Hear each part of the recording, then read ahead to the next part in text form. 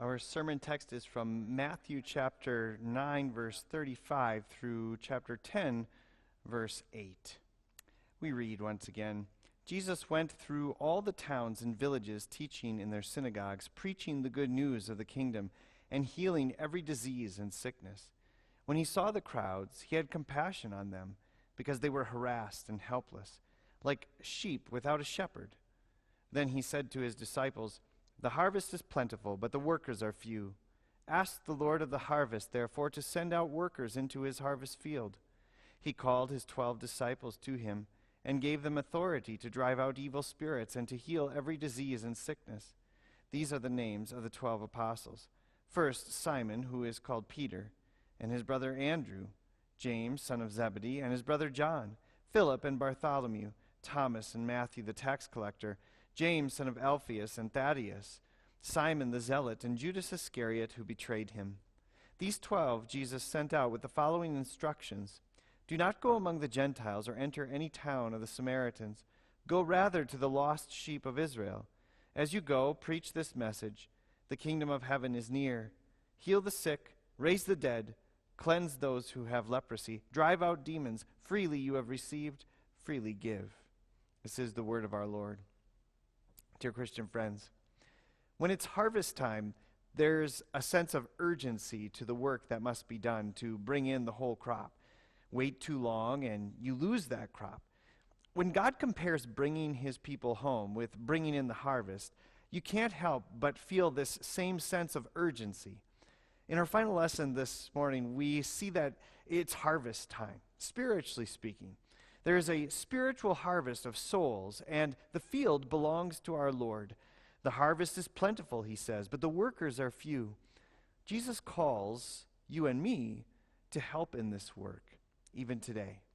And for us, then, that means identifying the fields and working until the harvest is in.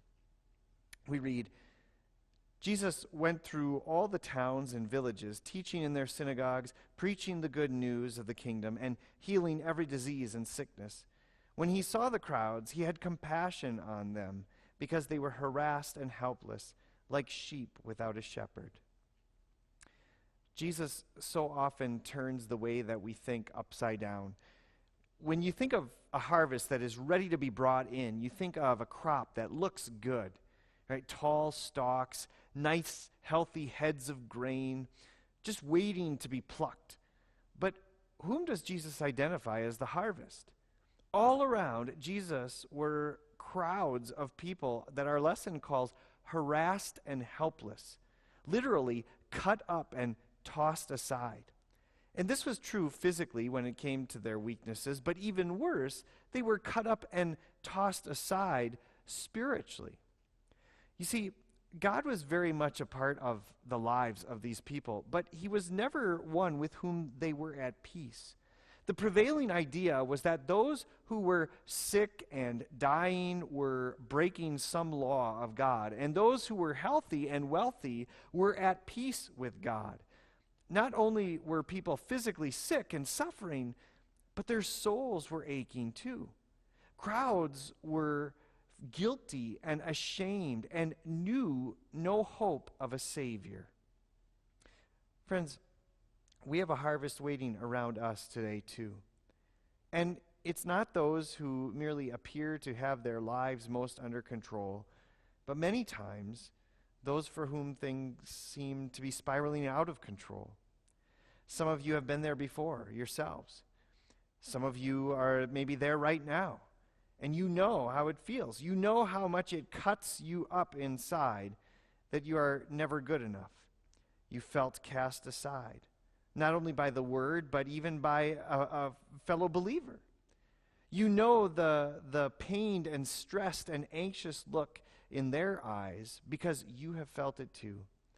And it tells the tale of burden after burden and guilt and shame. These are the harvest fields. Thankfully, it was on such cut up and abandoned people that Jesus has compassion. Now, you know that compassion feels like. It's when your heart and your lungs and guts seem to turn a little bit inside. Your throat maybe gets a sore lump in it, and sometimes your eyes begin to water. That's what happened to Jesus, if you can picture it. When he saw these people, he saw each and every one of them lying there dead in their sins, burdened down by their guilt, unable to do anything to save themselves, burdened down by guilt by their spiritual leaders even, that slapped on nothing but impossible regulations, and fellow Israelites who were busy trudging through their own guilt and trying to work their way into God's favor too. But let's be honest. Sometimes our compassion fails. Right? We feel compassion for someone, but maybe never really act to help them. At worst, because we don't really care, and at best, because our attention is so quickly diverted by our stuff and our busyness and our own guilt and our own shame, our own desperate need for compassion from God. Have you been harassed by someone? You know that it causes terrible stress, doesn't it? Even worse is being harassed by our own conscience. I should have done this or that. How could I have been so careless? Or being harassed even by Satan. You deserve this pain and suffering, you know. You see how you are suffering? Well, God doesn't love you. That's what this means. There's no way that he could love someone like you, harassed and abandoned. That is how Jesus saw each and every one of us by nature when we were conceived and born into this world. And his compassion runs deep for you too. Praise God that Jesus' compassion wasn't just a feeling.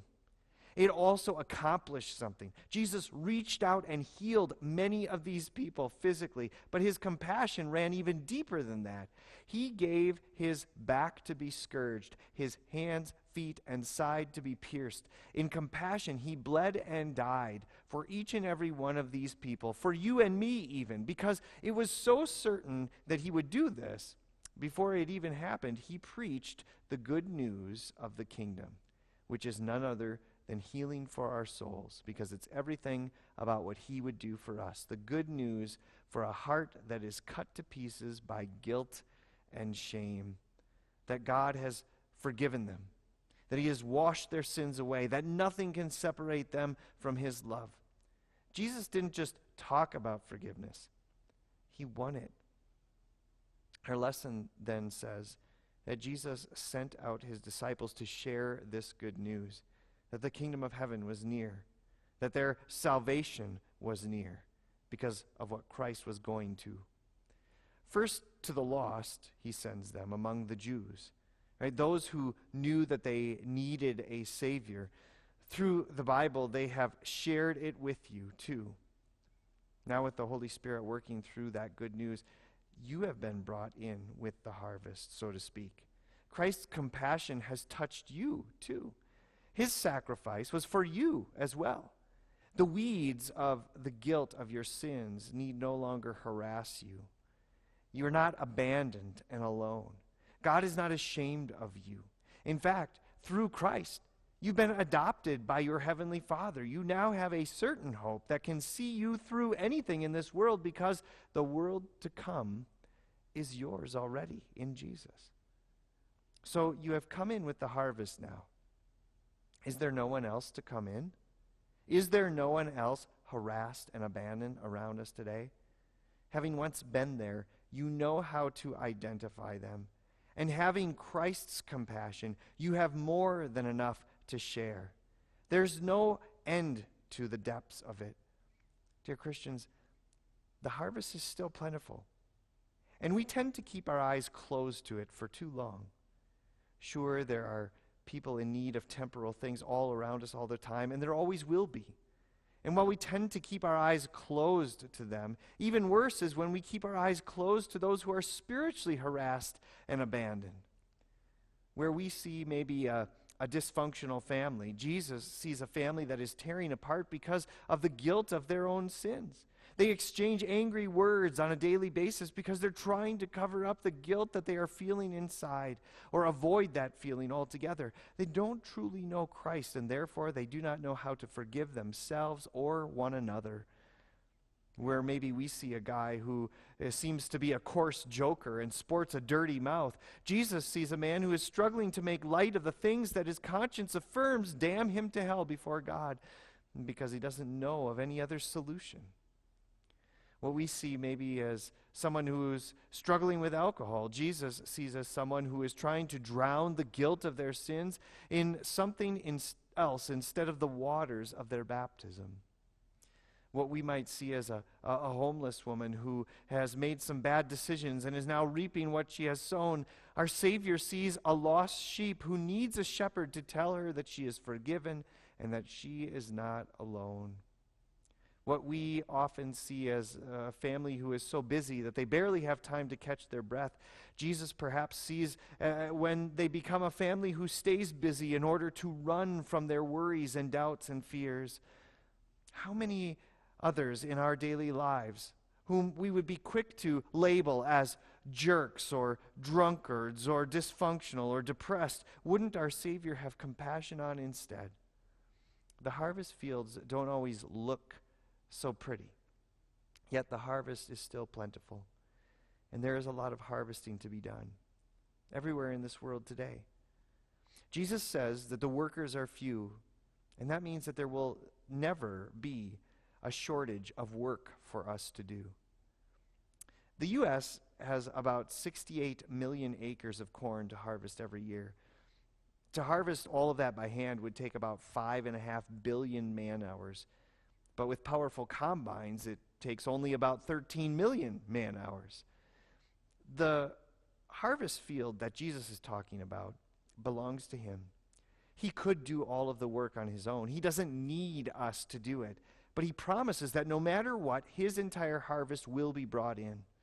But just as he has had compassion on us to save us, to redeem us, he now leads and strengthens us to have compassion on others. He wants us to share the same sense of urgency that he has for bringing his people home, the joy of bringing in the harvest. He asks us to pray that the Lord send out workers into his harvest fields. Then he said to the disciples, "The harvest is plentiful, but the workers are few. Ask the Lord of the harvest, therefore, to send out workers into his harvest field." But be careful. Be careful before you pray this prayer. Be sure that you understand that God desires to make you a part of the answer to this prayer. How many times haven't we prayed for the Lord to reach out to the people of different countries and even our own towns, never giving a thought to the fact that it's going to take more resources and more work than ever before? How many times haven't we prayed that our neighbor or relative or friend come to find real peace with God through Jesus, never once giving a thought that we might be the answer to that prayer, the way that they hear about it? Just like the millions of acres that need to be harvested in this country every year, the task can seem daunting and overwhelming to us, one that we might be tempted to avoid altogether. But God has given you powerful equipment to do the work, because the God of the universe has compassion on you when you, by nature, wanted nothing but the things that would bring about your own destruction. Because he turned the pages of history to send his Son to save you, he now calls you his children, and you are now heirs of all the riches of eternity. Christ's compassion has reached you, and regardless of how you feel each and every day about the task before us, it has changed your eternity. I always remember a second cousin of mine whose dad let him drive the big combine on their farm when he was just in grade school. And what power, right, to sit in that big machine. But sometimes, even that great machinery breaks down and gets stuck. The powerful gospel never wears out. It never gets stuck. It never breaks down. It has the power to break through a heart of stone and create saving faith there where there once wasn't. It has the power to remove all guilt over sin and to give eternal life to all who believe it. It has the power to bring joy even in the midst of the most hopeless situations. It has power to do what no other international harvester combine has ever done, and that is to bring in a harvest of souls. So, dear Christians, let us pray as Christ commands us, and pray boldly that the Lord of this harvest would send out more workers into his harvest field, even us. It's harvest time. He has identified the fields, those who are harassed and helpless, burdened down by the weight of their sin and guilt. There is no shortage of work to do. So if you find someone who needs food, give them some food for their body. But don't neglect to also give them food for their soul.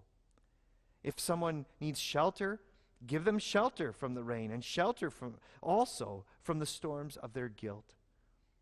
Give them Jesus, in other words. If you would invite someone to your home, invite them to your church home too.